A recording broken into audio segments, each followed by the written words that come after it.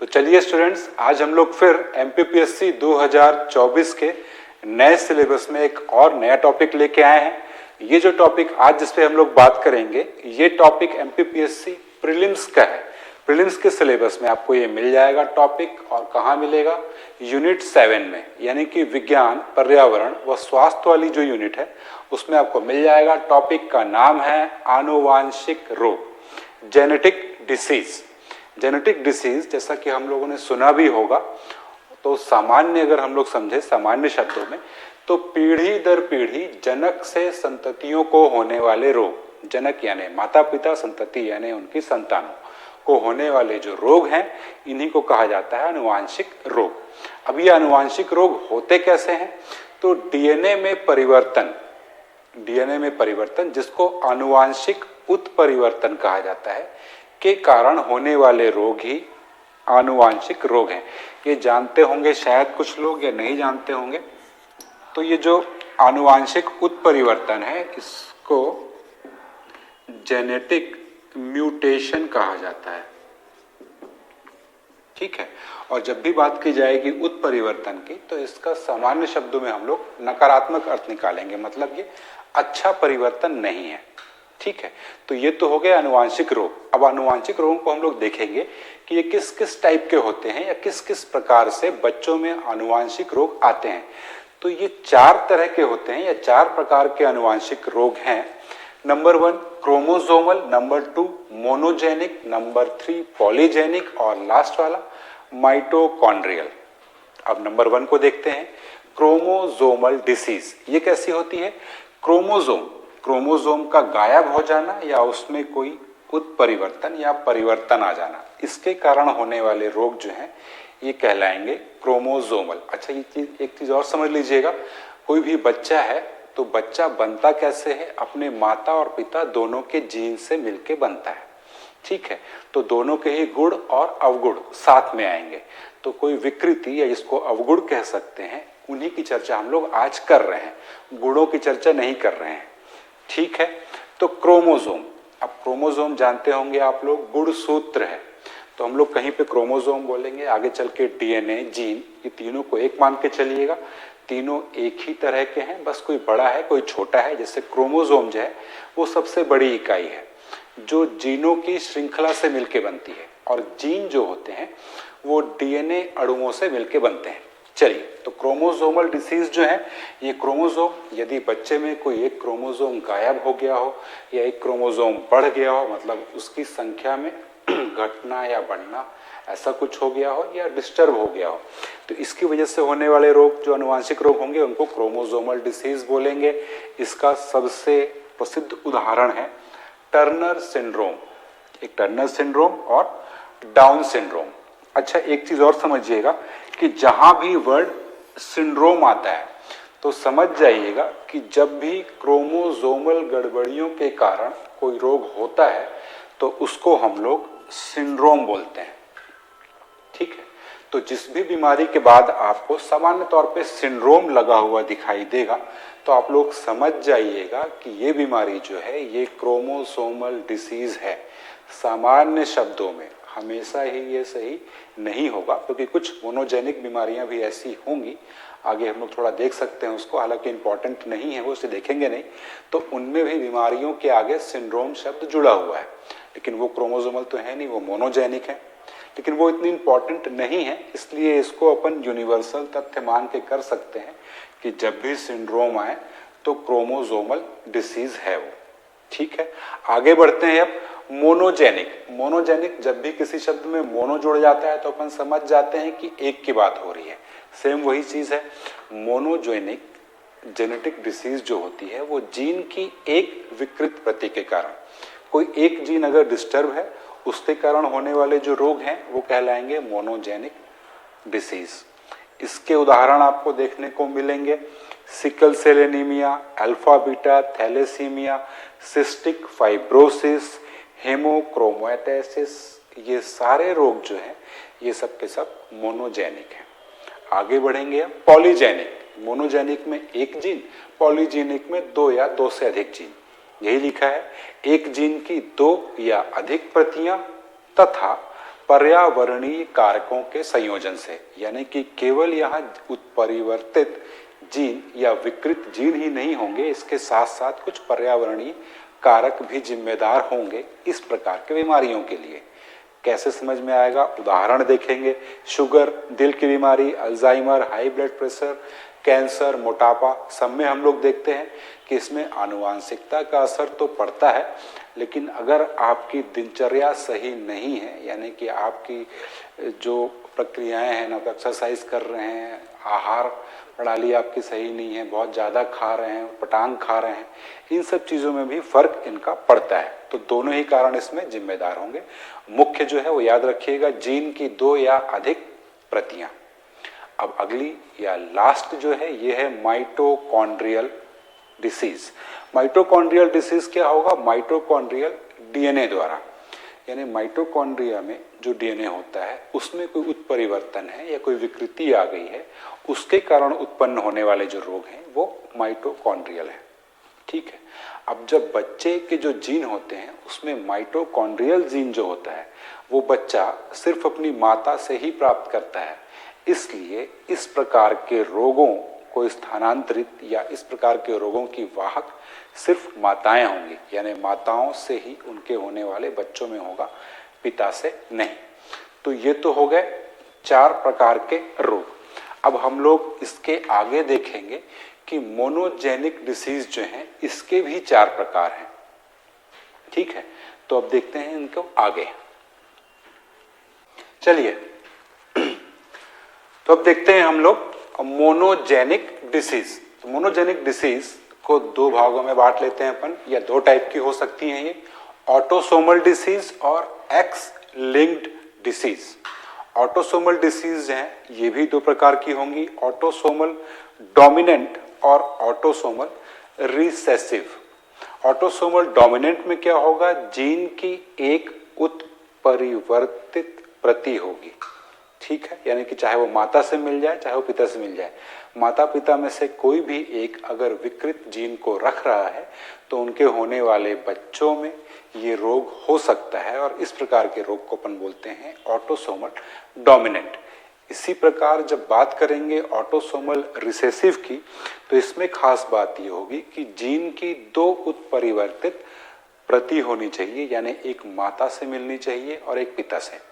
माता पिता दोनों ही अगर ऐसा विकृत जीन रखते हैं तो ही बच्चे को इस प्रकार की बीमारी होगी। उदाहरण है इसका sickle cell anaemia, autosomal recessive का, और ऑटोसोमल डोमिनेंट का है हंटिंगटन रोग। ठीक, अब आगे बढ़ते हैं हम लोग एक्स लिंक्ड डिसीज में। एक्स लिंक्ड भी सेम ऐसा ही होगा जैसे यहाँ था डोमिनेंट और रिसेसिव। डोमिनेंट और रिसेसिव, चूंकि डोमिनेंट बहुत इंपॉर्टेंट नहीं है इसलिए मैंने दोनों को एक करके समझा दिया है, हालांकि इसका भी मतलब ऐसा ही है। डोमिनेंट जैसे यहाँ पे था, ऑटोसोमल डोमिनेंट में क्या था? जीन की एक उत्परिवर्तित प्रति, सेम यहाँ भी होगा, जीन का एक ही विकृत जीन चाहिए एक्स लिंक्ड डोमिनेंट में, और रिसेसिव में चाहिए दोनों विकृत जीन। ठीक है, और एक्स लिंक्ड इसका नाम क्यों रखा गया है ये इंपॉर्टेंट है, याद रखिएगा। एक्स लिंक्ड, एक्स लिंक्ड ये होता है कि ये क्रोमोसोम के एक्स में ही पाया जाता है। जैसा कि शायद पता हो आप लोगों को, नहीं पता हो तो जान लीजिए। एक्स वाई अगर कोई मेल होगा तो उसमें एक्स वाई क्रोमोसोम होते हैं, और कोई फीमेल होगी तो उसमें एक्स एक्स 2 एक्स होते हैं। तो ये जो बीमारी, या कह सकते हैं कि ये जो विकार है, तो वो हमेशा एक्स क्रोमोसोम में ही दिखाई देगा। यानी अगर मेल की बात करें तो इसके पास एक ही एक्स है, इसमें एक, और महिला में ये भी हो सकता है, ये भी हो सकता है, या दोनों भी हो सकते हैं। ठीक है, तो ये चीज हो जाएगी। और इस प्रकार की बीमारी का उदाहरण है हीमोफीलिया, वर्णांधता। ठीक है, ये बीमारियां जो हैं ये एक्स लिंक्ड हैं। एक्स लिंक्ड जो डिसीज है इसमें खास बात एक और ये भी है कि कभी भी जो पिता है वो अपने लड़के को ये बीमारी वंशानुगत नहीं देगा। समझ पा रहे हैं?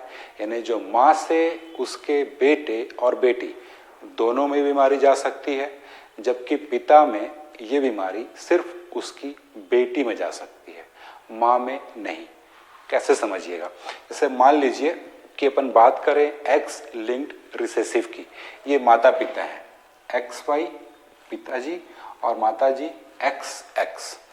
अब मान लीजिए कोई ये लड़की है और ये लड़का, लड़की अगर कोई है तो उसके पास XX ही है और लड़का कोई जो है उसके पास XY है, तभी तो लड़का होगा।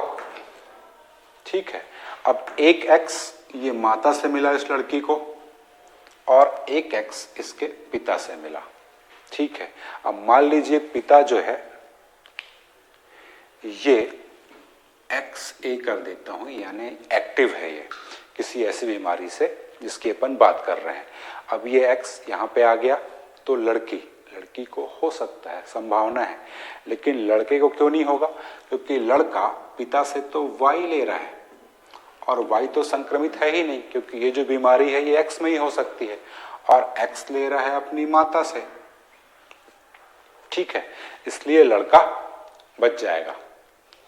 तो X लिंक बीमारियां जो होती हैं ये पिता से उनके बेटों में संचारित या स्थानांतरित नहीं होंगी, केवल बेटियों में हो सकती हैं, और जो माँ होगी वो संचारित कर देगी दोनों को ही, बेटियों में भी और बेटों में भी। तो ये खास बात है X लिंक डिसीज का। ठीक है, अब आगे बढ़ते हैं हम लोग, ये जो कुछ प्रमुख आनुवांशिक बीमारियां हैं उनके बारे में थोड़ी सी हम लोग चर्चा कर लेते हैं और देखते हैं।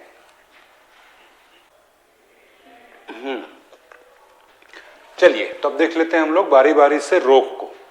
देखिए कुछ रोग इधर लिखे हैं मैंने, पहले इनको अपन देख लेंगे। ये जो रोग हैं, 4 रोगों की चर्चा कर रहा हूं मैं, ये क्रोमोसोमल डिसीज है। सबसे इंपॉर्टेंट जो है क्रोमोसोमल में वो है टर्नर सिंड्रोम। टर्नर सिंड्रोम केवल महिलाओं में ही पाया जाता है। अब क्रोमोसोमल डिसीज जो होती है, बताया था उसमें कि गुणसूत्रों में परिवर्तन आएगा, या तो उसका कोई भाग गायब हो गया हो या किसी भाग में कोई उत्परिवर्तन आ गया हो। तो देखिए यहाँ पे क्या होगा, गुणसूत्र 45 हो जाएगा। सामान्य तौर पे किसी भी मनुष्य में, किसी भी व्यक्ति में 46 गुणसूत्र होते हैं, 46। यहाँ पे एक गुणसूत्र घट गया, 45 हो गया। और ये महिलाओं में होगा क्या महिलाओं में? अल्प विकसित शरीर व जननांग हो जाएंगे उनके, जिसके कारण महिलाएं कभी भी मां नहीं बन सकती हैं। ये होगा टर्नर सिंड्रोम। ठीक है, ऐसा ही एक सिंड्रोम देखेंगे अपन जब पुरुषों की बात करेंगे, तो क्लाइनेफेल्टर सिंड्रोम। इसमें क्या होगा, ये केवल पुरुषों में पाया जाएगा। गुणसूत्र की संख्या जो 46 होनी चाहिए 47 हो जाएगी। और अब क्या होगा, जननांग तथा वृषण अविकसित हो जाएंगे, जिससे इनके प्रजनन में समस्या आएगी। इसके अलावा इनमें एक खास लक्षण देखा जाएगा कि पुरुषों में स्तनों का असामान्य विकास होगा, जिसको हम लोग गाइनोकोमैस्टिया कहते हैं। ये भी इंपॉर्टेंट है। अब देखिए अगला इंपॉर्टेंट है डाउन सिंड्रोम। डाउन सिंड्रोम में क्या हो रहा है, गुणसूत्र की संख्या 46 से बढ़ के 47 हो गई है। ये जो सिंड्रोम है ये महिला व पुरुष दोनों को सामान्य रूप से या बराबरी से ही प्रभावित करता है। इसके खास लक्षण क्या होंगे, मंद बुद्धि या शारीरिक विकास धीमा हो जाता है, शरीर में कुछ विकृतियां या चेहरे में भी कुछ विकृतियां दिखाई दे जाती हैं। डाउन सिंड्रोम को ट्राइसोमी 21, ट्राइसोमी 21 या मंगोलिज्म इस नाम से भी जाना जाता है। ठीक है, और अंतिम है पटाउ सिंड्रोम। पटाउ सिंड्रोम भी वैसे जैसे डाउन सिंड्रोम, यानी महिला व पुरुष दोनों ही प्रभावित होंगे। गुणसूत्र की संख्या 47, यहाँ भी 47 था। कम विकास, हृदय व किडनी संबंधी विकार होंगे इसमें। अब देखते हैं हम लोग अगली इंपॉर्टेंट चीज, हीमोफीलिया और वर्णांधता। ये भी अनुवांशिक रोग है। किस प्रकार के अनुवांशिक रोग हैं?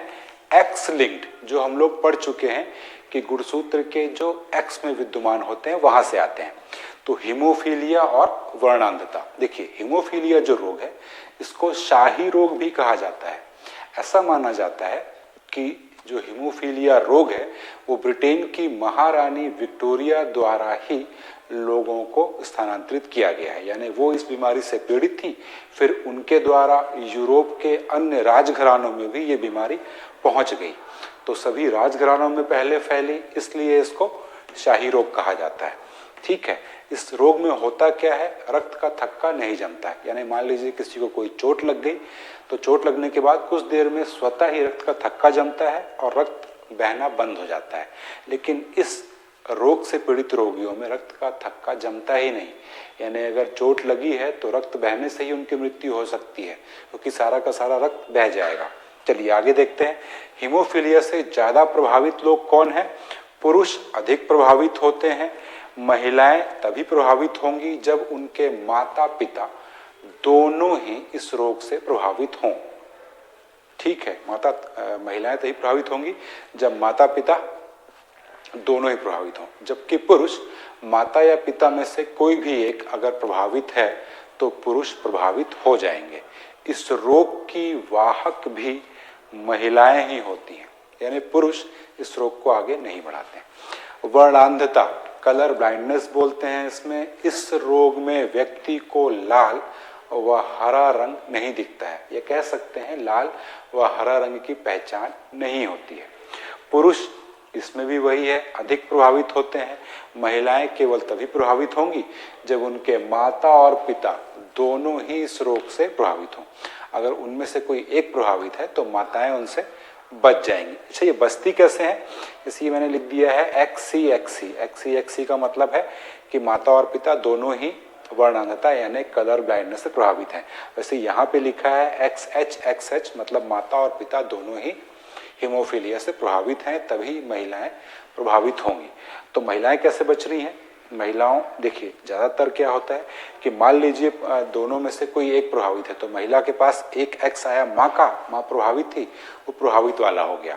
लेकिन पिता का जो X आया वो प्रभावित नहीं था, तो ये जो X है, जो अच्छा वाला या सामान्य X है, वो इसको यानी बाधित X को हैंडल कर ले जाएगा, इसलिए महिलाएं इससे थोड़ा बच जाती हैं।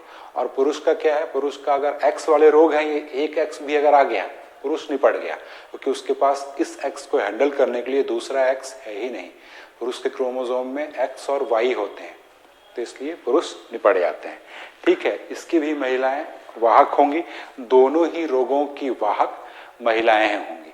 ठीक है, अब एक रोग बच गया है, सिकल सेल एनीमिया, बहुत इंपॉर्टेंट है। अब चूंकि अगला टॉपिक जो हमारा है वो सिकल सेल एनीमिया है, इसलिए उसको अब नहीं पढ़ेंगे, उसको छोड़ देते हैं अगले टॉपिक के लिए। और ये हो गया पूरा आपका आनुवांशिक रोग।